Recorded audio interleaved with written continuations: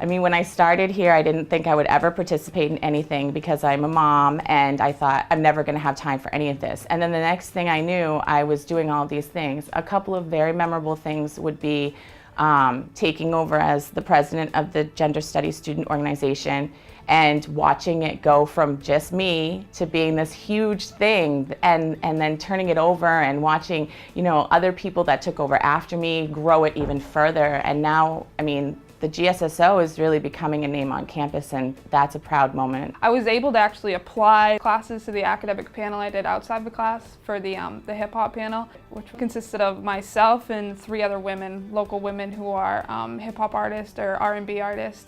And it was the first time that I was really able to take academics and apply it to something that I was passionate about outside of the classroom. So yeah, all of that was just one of the best experiences I've ever had.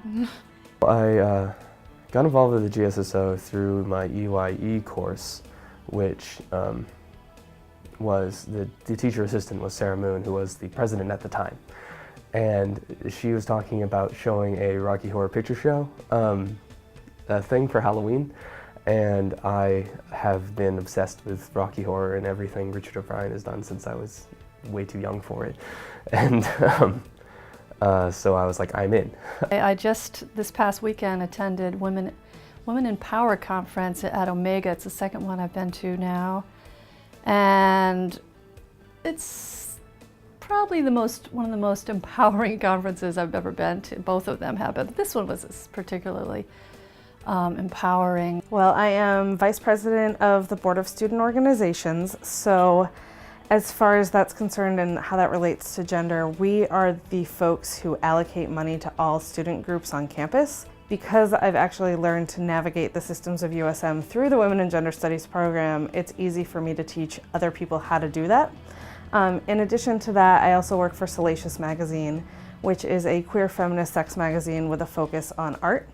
And I run the business half of that for them. I was introduced to the Dirty Dishes burlesque troupe through USM and some of the girls in the program, and it's one of my favorite things to do in Portland now is to go see burlesque, so I really appreciate that introduction. I went to the When Cinderella Ate My Daughter talk by Peggy Orenstein, which was really fascinating, and I just loved that it was at the Space Gallery and so many people were there, and it was just really interesting. She was an amazing speaker. So, Raisa Jalali's play, Poet and Assassin, really stuck out to me as an important event because I was able to take my mother to it because it was in a play setting, and she likes to go see plays.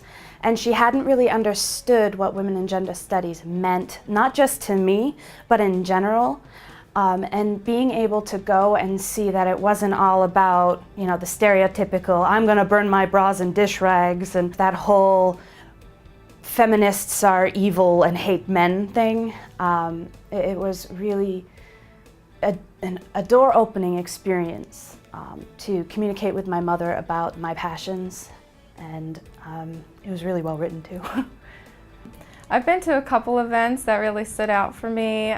Some of them were about burlesque or sexuality, and there was one about sex politics, and I love these events because things are spoken about that are not spoken about in everyday context, and just things people, you know, don't really discuss, and I love that. It's so interesting to me. I love hearing all the different perspectives, different, you know, genders, races, things that people just don't talk about every day. I remember one specific experience when I was driving home from the Cinderella Ate My Daughter performance, and I was like, I'm gonna go to college forever, like, I'm gonna get my doctorate, I'm gonna do everything for my future children, and just like, and then I was like, I took a step back and I was like, whoa, like, it just made me feel so powerful and that I could do whatever I wanted, even though I had never originally planned to get a doctorate.